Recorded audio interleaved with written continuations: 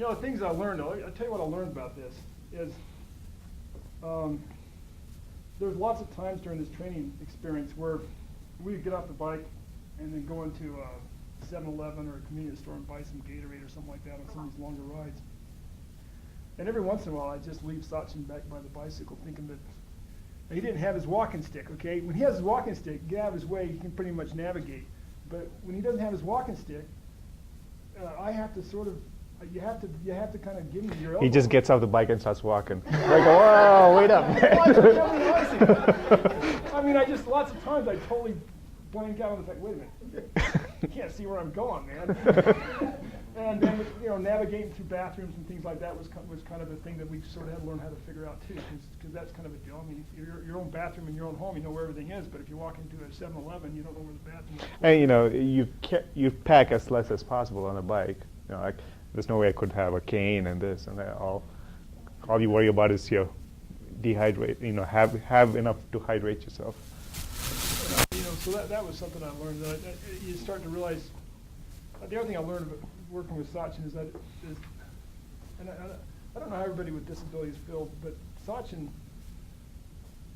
wants to be included but not patronized or pitied, I guess is the best way to put it. I mean, it turns out in life, when we're not used to working with people with disabilities, sometimes we don't know quite how to respond to them. And when I first met Sachin, I was the same way. I didn't know exactly how to talk to him, whether it was appropriate to joke a little bit about his disability or not. And I suppose everybody's a little different on this one. Maybe not everybody appreciates, you know, a little joke here and there, but Sachin and I have had a good time with it. We were driving down to Salt Lake to some meeting one morning in my pickup truck. It was a legislative meeting, and we were kind of late. It was actually it was nighttime, wasn't it? Yeah. So we were late for this meeting. And we walked in about 30 minutes late, and here's all these legislators that didn't know who Sachin was. And I introduced him as the, you know, because they all kind of heard the story about us riding the bicycle. And I said, well, this is Sachin Pavithran. He's the blind guy that rode back to Tandem. And then I said, I'm sorry we're late. But I got tired and had to pull over and let Sachin drive for a while.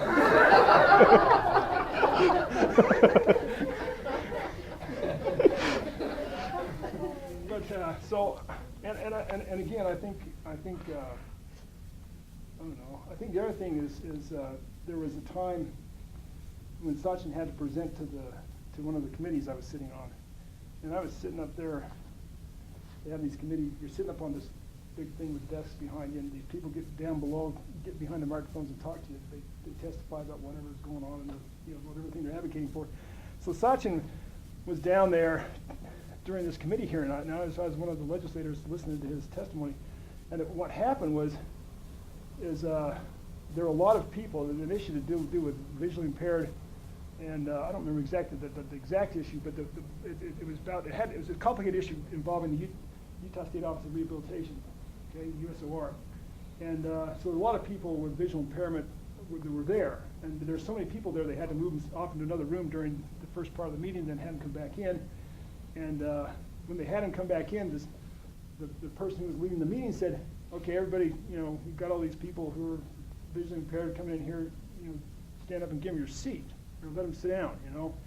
And Sachin sent me a text message, and I got to read you this text message because it's really funny, I think. Because it says something about how Sachin felt about that, okay? Let's see here.